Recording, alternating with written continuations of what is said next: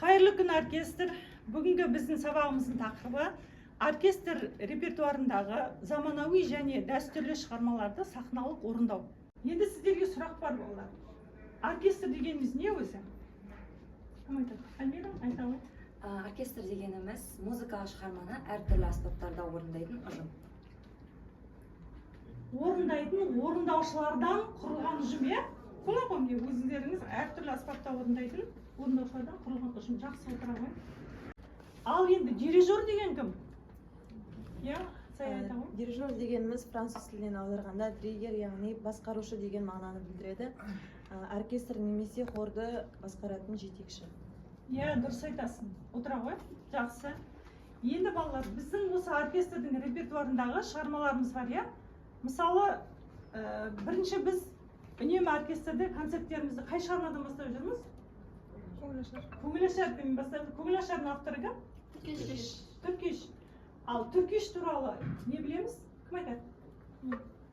Түркеш қалқалы 1832 жылы Батыс Қазақстан облысында дүниеге келген халық күйшісі. Жақсы. Отыра ғой. Ал Түркештің қандай күйлері бар? Көңілашардан басқа? Байжыма. Байжыма деген күйі бар екен, жақсы. Сосын? Сосын? Қарабас деген де күйі бар, я? Жақсы. Жарайды.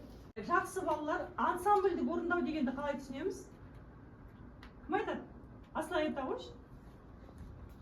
Ансамбльдік орындау дегеніміз ансамбльдегі орындаушылардың бір-бірін сезініп, түсініп ойнауы. Иә, осы оркестрде ансамбльді орындау керек па бізге? Керек. Иә, жақсы отыра ғой. Қалай орындаймыз оркестрде?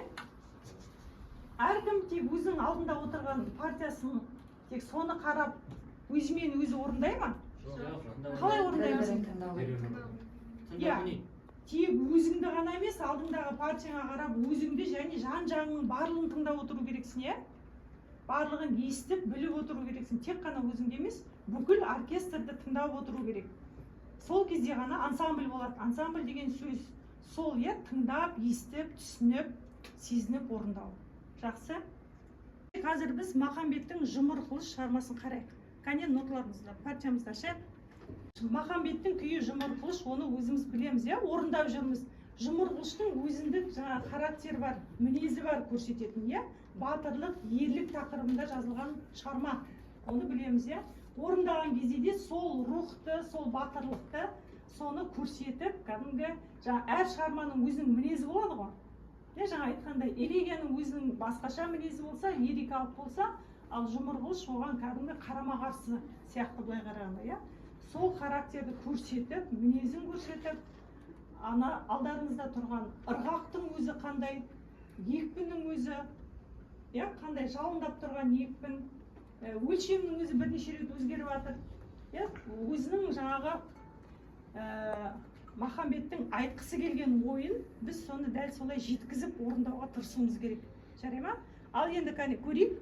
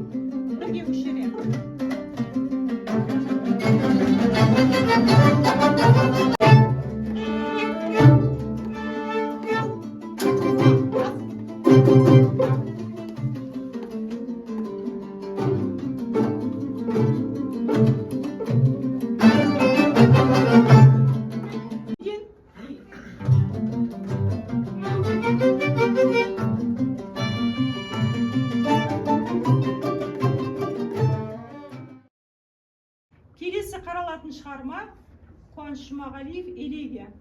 Жаңа біз сабағымыздың тақырыбында айттық, дәстүрлі шығармалар және заманауи шығармаларды орындаймыз деп, соның орындалуы деп сахнада.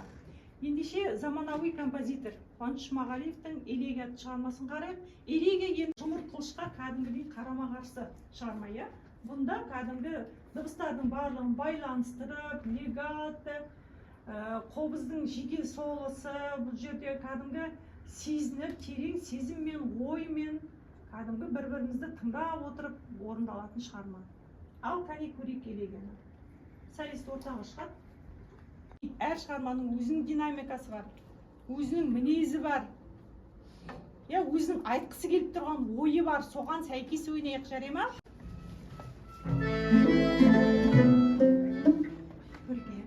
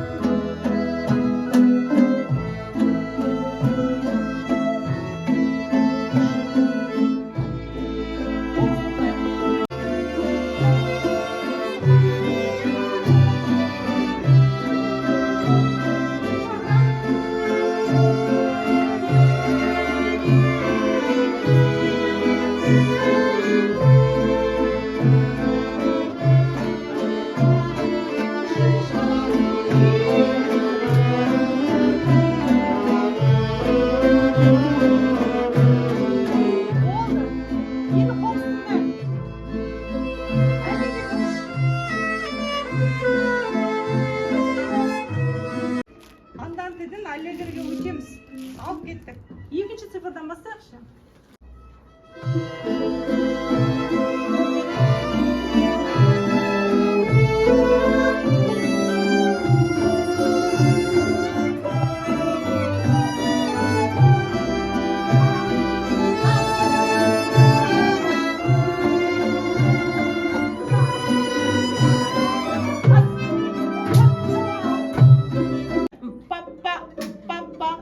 Бірден аллегр өтіп кетейік, осы жерді алып аламыз ба?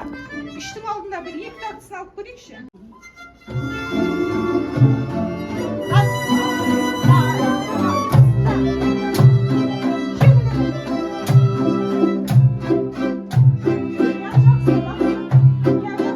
Енді аллегрға түскенекті.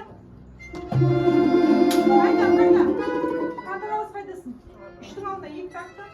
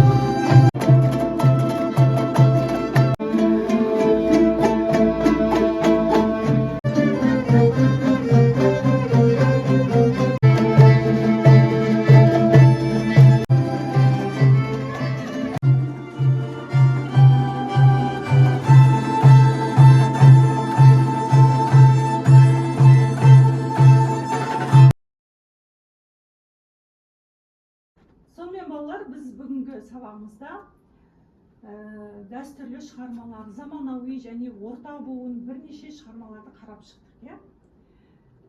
Бұл жерде әр шығарма әр дәуірде жазылған, әр дәуірдің өзінің жаңа айтатын ойы бар, өзінің жаңа көрсететін мінез құлқы бар дегендей. Оркестрде осындай шығармалар арқылы және осы шығармаларға жаңа өздеріңіз дирижерлік еттіңдер. Осы арқылы біз кәдімгі бір сол дәуірге, сол замандарға бір сапар шеккендей боламыз, соны бір түсінгендей боламыз. Әр шығарманың өзінің мазмұнын ашып, оны түсініп орындауға тырыстық. Негізгі бүгінгі біздің сабағымыздың мақсаты да, алдымызға қойған міндетіміз де және осы күтілетін нәтижеміз де осы еді. Соған жетуге тырыстық. Динамикасына көңіл бөлдік, мазмұнына көңіл бөлдік, әр шығарманың қиындық тұстарына тоқталдық және оны концерттік формада толық орындап шығуға тырыстық. Осының барлығы бүгінгі біздің сабағымыздың негізгі мақсаты еді. Енді бұл жерде 4-ші курстың балалары көпшілігі амандық болса осы мамандықты алып шығасыздар, өздеріңіз әртүрлі өнер ұжымдарында, әртүрлі мектепте, мекемелерде осындай жұмыс жасайсыздар, өздеріңіз үйірме ашуларыңыз мүмкін, өздеріңіз ол немесе оркестр ұйымдастырып, ансамбль ұйымдастырып, жетекші болуларыңыз мүмкін. Сол кезде осы колледжде алған білімдеріңіз, осы ізденгендеріңіз, оқығандарыңыз, дайындықтарыңыз барлық сіздерге көмек болады, сіздерге кәдімгі жол басшы болады деп ойлаймын. Барлығына сәттілік тілеймін.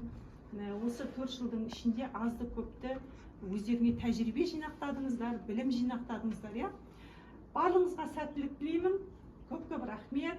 Қане орныңыздан тұрайық. Осымен біздің бүгінгі концерт сабағымыз аяқталды. Сау болыңыздар.